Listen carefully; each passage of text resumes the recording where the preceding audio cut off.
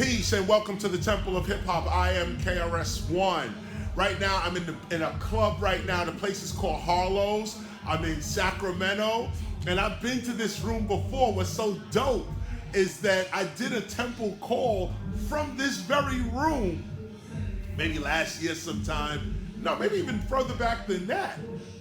Did that call. It was actually pretty dope.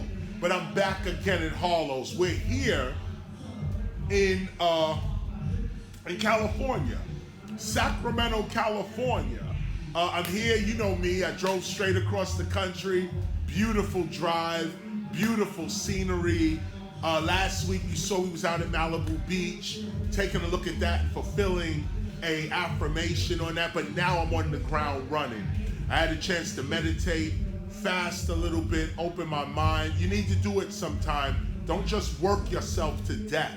Give yourself a time, give yourself vacation time or meditation time. Break off at least 15 minutes to yourself if you can, 20 minutes to yourself if you can. So I'm here and I'm doing just that. So I'm at this club called Harlow's right now and I'm getting ready to rip the mic down right now. And so MCs are on right now, they doing their thing. Hip hop is huge right now in Sacramento. It's so crazy right here. But shout out to Harlow's, and I'm gonna get it in. Now, this is a short read because for two reasons. One is that it's just a short read. These reads are getting shorter and shorter because we're coming to the end of our temple calls and their readings. You know, we was having a discussion about the temple calls being once a month now as opposed to weekly. We were also talking about other teachers, members, other kinds of lectures coming in for our temple calls, because what we want now is to, we actually want to turn the volume up on ministry, archive, school, and society. Now you may say, well, Chris, we've been already doing that. And you're absolutely correct. But what we're going to do is turn the volume up. And some of you who have gotten the weekly updates and the weekly reports from last week, you'll notice that when we first announced this tour, we said that we're looking to influence the United States, Mexico, and Canada. And obviously because that's where we're actually traveling through. I'm not in Mexico. I'm actually in New Mexico and places like San Diego, which is basically Mexico. But no, we're in places like that are close to the Mexican border. And so we're rocking huge Mexican populations here, hip hop Mexican populations, and it's dope. The beats, MCs out here, breakers, the graffiti is sick. You know what it is. The tattooing and the graffiti art. Mexican people get down for theirs out here. You can see it everywhere. Sacramento's a great city. You need to come and visit it sometimes. Nice art going down. Not a lot of pressure and stress out here either. Yeah, Sacramento got its bullshit. You already know, like every city. But when I come here, I feel great here. I walk around, I eat. It's a calm city. And people just want to chill too on top of that. So we've been here coming to Sacramento, I mean, well, it's been 30 years, but wow, as I think about it, I mean, I did this place here maybe 8 times. I must have performed here like 20 times, you know, and each time it's just like a new time. Each time, I just feel rejuvenated each time. So here's our call. Let me find my glasses here, and we'll get right into our principle. As you know, we're reading all 18 of our divine performances from the Gospel of Hip Hop. And the Gospel of Hip Hop, as you know, is our go-to book, our standard, our foundation. This is what documents what was said, the mission, our vision, what we profess to do, in case we forgot, like many have already forgotten. You could always refer to the Gospel of Hip Hop. Let me also take this moment to thank everyone. There's a couple of people I'd just like to thank. in groups, not names, but in groups before I read this. Because our performance this week is charity, about giving. And the first people I want to thank, just in the spirit of this, is our dues paying members. Dues paying members. I thank you. I thank you for every dime that you send to the Temple of Hip Hop. I see what's going on, and we use that money to buy art. We use it in terms of rentals and like rental cars and equipment and hotel and all of the paraphernalia, stuff that we print out, flyers, posters, things like this, especially our free stuff, the free giveaways. You guys are supporting us with that, and I'm proud actually to be supported by my own temple, even by my own members. I don't have to go outside of the Temple of Hip Hop to get something done, and I appreciate that. Totally appreciate that. And I want to say that first to our dues-paying members, those that actually pay their $100 a month, $25 a week to the Temple of Hip Hop. Come on, you keeping the lights on. And that's also, figuratively, symbolically, keeping the light on, keeping us independent, keeping us independent and strong. So thank you in that. And I'm gathering everyone's name, dues-paying members, everyone's name that has been donating over the past year. And you're going to, you'll have a special section in the Temple of Hip Hop. Most temples, churches, mosques, synagogues, if you donate, the donators, even museums and archives, the donators to these museums, these institutions, they usually get their name put up somewhere. So the Temple of Hip Hop will follow suit. The world should know that when we was just starting out, these are the people that supported us financially. In that sense. That's one group I'd like to just thank you real quick.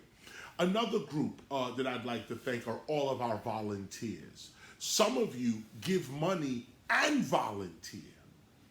I just want to just send my heartfelt respect and thanks and gratitude and gratefulness actually to you. The Temple of Hip Hop has had a few exhibits, parties, meetings. We've had classes. And every time I came through to do these courses and classes, you guys have come forward. I'm saying you guys meaning those that volunteered, especially those that have volunteered in New York this past year. It's been tough. I know, and I see that. You know what I'm saying? It's been tough. We out here, working for free. Nobody's paying us to do anything. We're incurring debt. And all of this type of stuff. So again, like I said, nobody's paying us to do anything. We're taking our own money and putting forward to our temple. And that's why I thank, of course, the dues paying members, but I also thank those that volunteer, those that bring their skills to the table. I'm itching to say certain names right now, but I'm gonna hold to the discipline right now. But you are a joy to my heart, those that volunteer for and with the Temple of Hip Hop. Let me just say thank you in that sense. Let me also send a shout out to all of the artists, too numerous to mention, all of the artists that we purchased art from. And again, thanks to the dues paying members, we were able to purchase art. We were able to really pay artists a substantial compensation for their art. Every piece that you see in the Temple of Hip Hop hanging, the artist has either donated these pieces or they were paid handsomely for them. We're not exploiting our culture, no way, no how.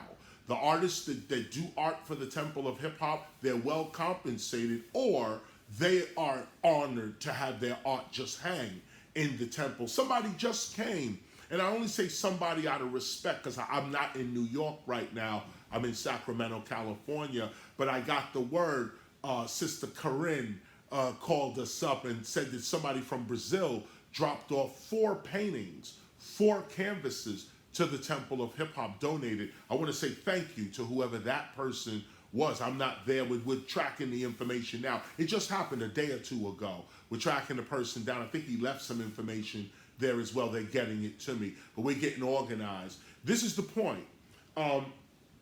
Those that donate, the artists that have donated, as well as those who have given art, even though compensated. How can you compensate somebody for their self-expression? There's no compensation for your artwork, really.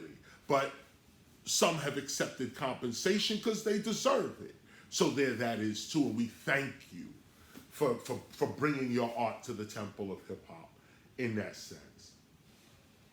All of this has to do with a giving nature. You know, civilizations do not start without giving. And this is the controversial part about slavery as well. You know, a nation, when it's first beginning, can go rogue and go into slavery, meaning that when you're starting a nation, starting a civilization, starting a culture, if you don't start with an honest intent, and sometimes people do start with an honest intent and it still goes the other way. But the point is that your people, your community is willing to work for free to get certain things accomplished. Your community has certain value and worth to it. It's willing to congregate that or aggregate that wealth and that worth and bring it to the cause. This is an old traditional way of starting any movement, a nation, community, anything. People come together, they bring their resources, they put them together. But then when you have a colonist or an invader or a corrupt leader then takes over the community, that same free service becomes slavery. It's not service anymore. It's not honorable service. It's forced work. And now you don't even want to work on what you love to do freely because somebody's forcing you to do it now. Somebody's reaping the benefits of your work and you don't even know why you working. You was working for a community before. Now you working for a tyrant with a gun to your head. This is what happened to many nations. The hip hop nation should pay attention to this. Yes, we need free service, volunteers, charity, give to a good cause. Don't, now you know I say all the time, don't just give to the Temple of Hip Hop. Give to all organizations that are doing something toward the preservation of original hip hop. Do something for them. Volunteer your time for them. And even as a Temple member, offer your time to other hip hop organizations that are in need.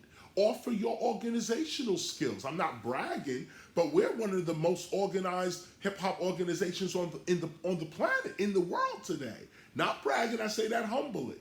But you know how we get down, and you know what you've been taught.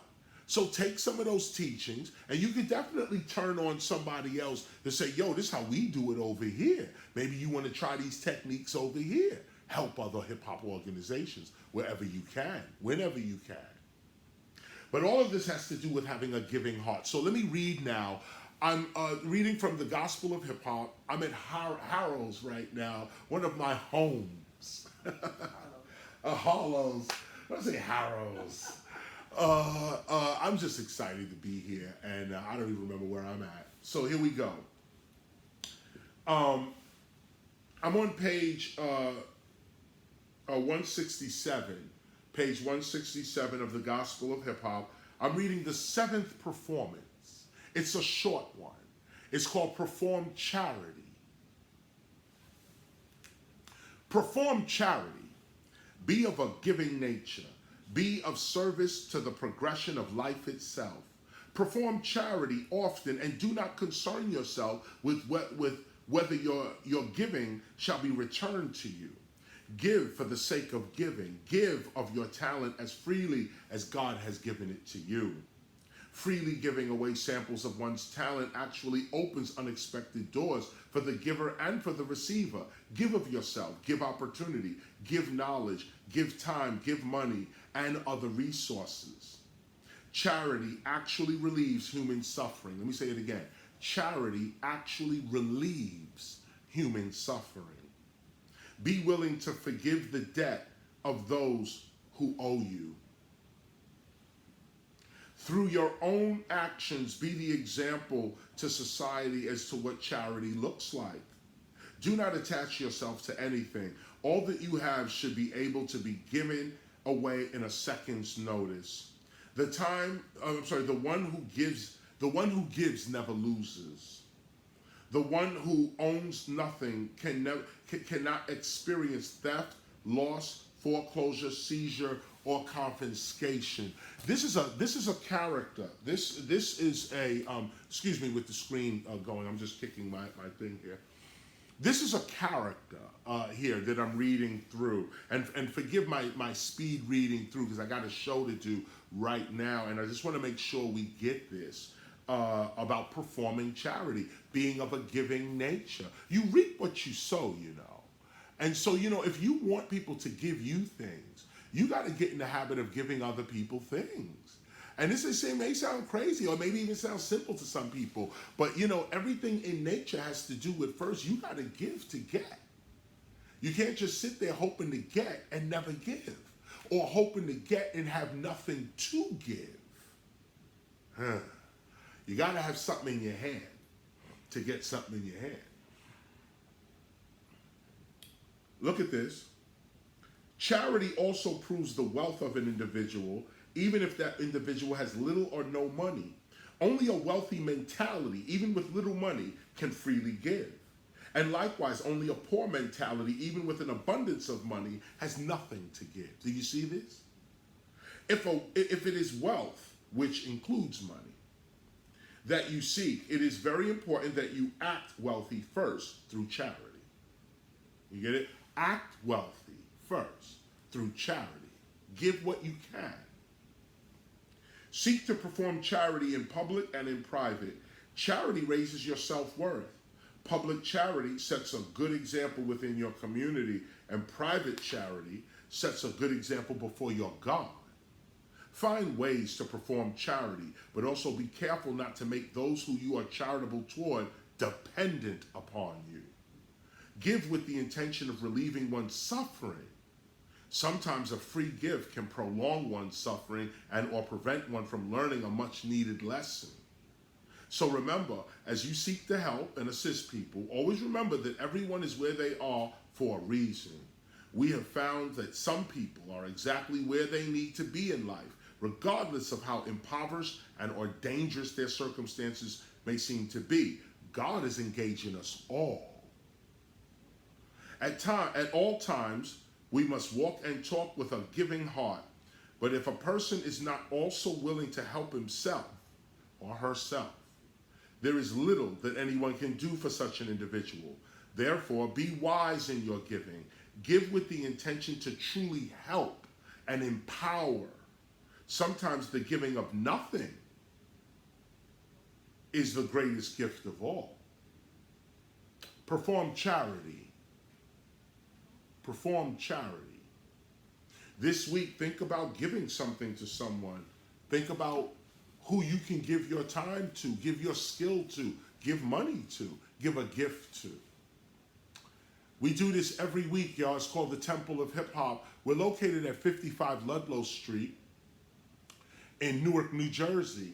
And you need to come visit us sometimes. Actually, during the summer, we're going to be in full force, full blast. Simone is here with me, and she just gave me, I don't have it with me here now. Wow, it's so hot in here. I don't have it with me now, but Simone, you've given me the schedule of the Temple of Hip Hop. Yes. I'm going to start going over that, but I don't have it with me now. You gonna bring it up? Yeah, I think I can. Hold on one second. I wasn't organized to do this, but it's just that in the well, here it is. I was saying in the scheme of what we're talking about in terms of giving and so on, it just occurred to me. I was talking about the Temple of Hip Hop, and I was getting ready to say that the Temple of Hip Hop is a hip hop preservation ministry, archive, school, society started in 1996 to ensure the proper preservation of hip hop as a divinely inspired global culture of peace and prosperity.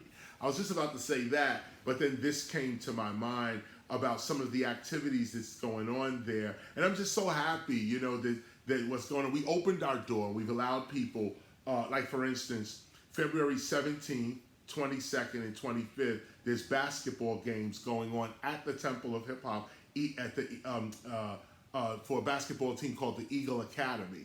They go in there and they practice. Remember, the Temple of Hip Hop is in partnership with the city of Newark. So we, even though the building is our building and we operate, manage, and control the whole thing, we have, I personally, those of you that know, that was working with me early on this, you know that I wanted to be in the community and I wanted the young people to be able to regularly go into the Temple of Hip Hop and play basketball and other sports and things going on. We have martial arts we like to do. We have dance courses, and not just breaking, but contemporary dance, other kinds of what is called hip hop dance, and so on. All of that, as well as tutoring. Let me not forget the academic side. I'm just not getting into it. But the basketball games jumping off in February, really this week, next week, and so on. And they've been happening too. But get this, we have Port Authority training, Newark Port Authority training is going to happen also at the Temple of Hip Hop. All this is going on in the gym. All this is going on in our gym. There's only 2 gyms, functioning gyms in Newark, big gyms in Newark, and we have one of them. So the door is open. We have another repass ceremony there as well. It is the Temple of Hip Hop. Since I put the word temple on the front of the building, more people have been having their